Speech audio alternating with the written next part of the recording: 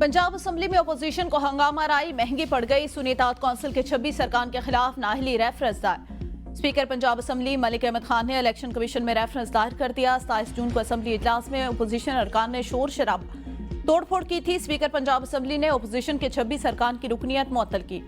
28 जून को स्पीकर ने अपोजिशन अरकान के नाअहली के लिए रेफरेंस इलेक्शन कमीशन भेजने का ऐलान किया। स्पीकर पंजाब असेंबली मलिक अहमद खान ने कहा, पाकिस्तान के आइन के आर्टिकल 63 में अहलियत और नाअहलियत को वाज़ेह किया गया। हल्फ उठाते वक्त हर रुकन असेंबली अहद करता है कि मैं आइन की पासदारी करूंगा। हल्फ के बाद हर रुकन असेंबली आइन के ताबे बनने वाले कवानीन का पाबंद होता है।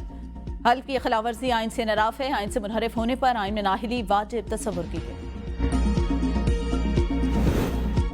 26वीं आईनी तरमीम पर वोट देने वाले अरकान असेंबली के गेट घेरा तंग। तहरीक इंसाफ का 4 मुनहरिफ अरकान असेंबली के खिलाफ स्पीकर को रेफरेंस भेजने का फैसला। पीटीआई के रहनुमा सद कैसर का कहना है, मुनहरिफ अरकान में चौधरी उस्मान अली, मुबारक ज़ेब, औरंगज़ेब खिजी और ज़हूर कुरैशी शामिल। इनके खिलाफ सिफारिशात मुरतब की।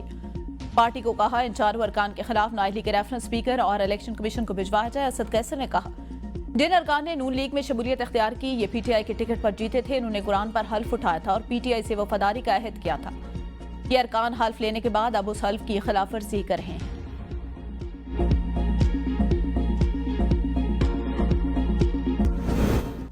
तहरीक या मुज़ाकरात दोनों इकट्ठे नहीं। ख्वाजा आसिफ का पीटीआई को दो टोक पैगाम। एबीएन न्यूज से गुफ्तगू, कहा मुज़ाकरात गन पॉइंट पर नहीं होंगे, आप हमें तहरीक की धमकी दें।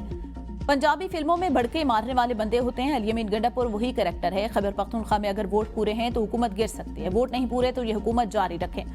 अशराफिया की मराद का सिलसिला खत्म होना चाहिए। रियासत यतीम खाना नहीं, मैं वजीर हूँ, मेरे पास जाती गाड़ी है। प्रोटोकॉल नहीं लेता, लॉजेस में रहता हूँ, बिजली का बिल खुद देता हूँ, सारे एमएनए बिल देते हैं। सेक्टर F6 में अरबों रुपए की जायदाद पर घर बने हैं। सरकारी अफसरों के लिए टावर बनाकर उनको फ्लैट दिए जाए।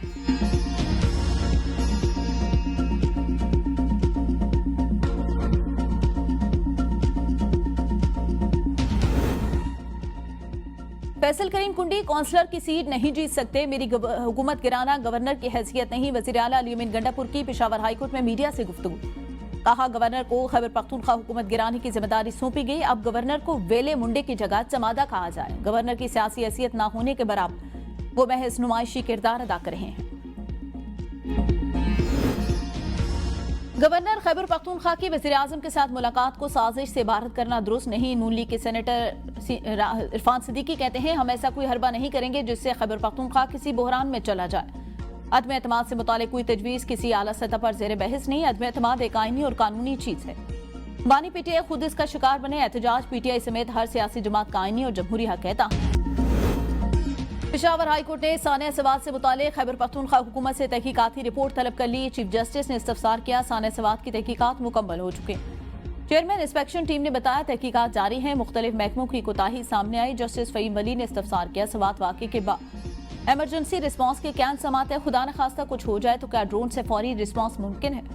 कमिश्नर हजारा ने कहा, ड्रोन हासिल किए जो लाइफ जैकेट पहुंचा सकते हैं। चीफ जस्टिस ने कहा, ड्रोन को टेस्ट करें, कहीं ऐन वक्त पर नाकाम ना हो। आजमाइशी मशक करें, देखें कितनी देर में इमरजेंसी में पहुंच सकते हैं।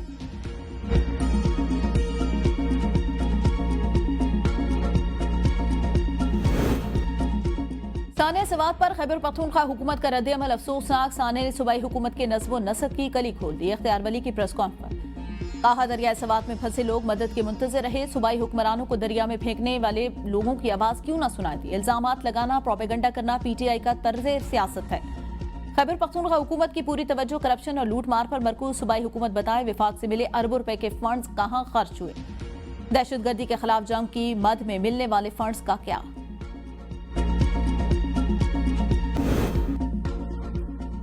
तनख्वाहों और भर्तियों का हिसाब मांगने पर कौमी असम्बली की कायमी कमेटी इतलात और वजारत इतलात आमने सामने। चेयरमैन कमेटी पॉलिन बलोच ने एहतजाजन इजलास बर्खास्त कर दिया।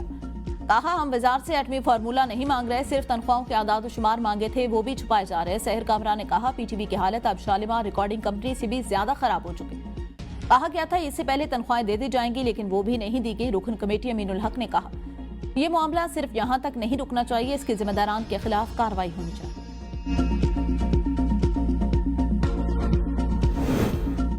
अशराफिया का पेट न भरा। वुज़रा की तनख्वाह के बाद लीव अलाउंस में भी इजाफे का फैसला। पंजाब में वुज़रा, स्पीकर और डिप्टी स्पीकर का लीव अलाउंस तनख्वाह के बराबर किया जाए।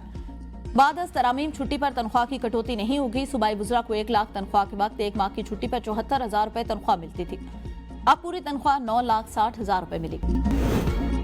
प्लास्टिक का इस्तेमाल कैंसर समेत दीगर मोहलिक अमराज की वजह बन सकता है। अल्हम्दुलिल्लाह पंजाब रोज बरोज प्लास्टिक फ्री होने की जानिब बढ़ा है। वज़ीर आला मरियम नवाज का प्लास्टिक बैग फ्री डे पर पैगाम।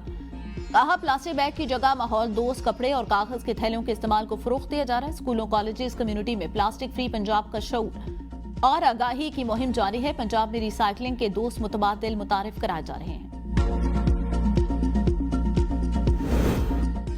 ख्वाहिश और कोशिश है कि इसी दौरे हुकूमत में खैबर पख्तूनख्वा से पोलियो वायरस का खात्मा हो। यह हमारी आइंदा नस्लों के लिए महफूज मुस्तकबिल का मामला है। इस पर कोई समझौता नहीं किया जाएगा।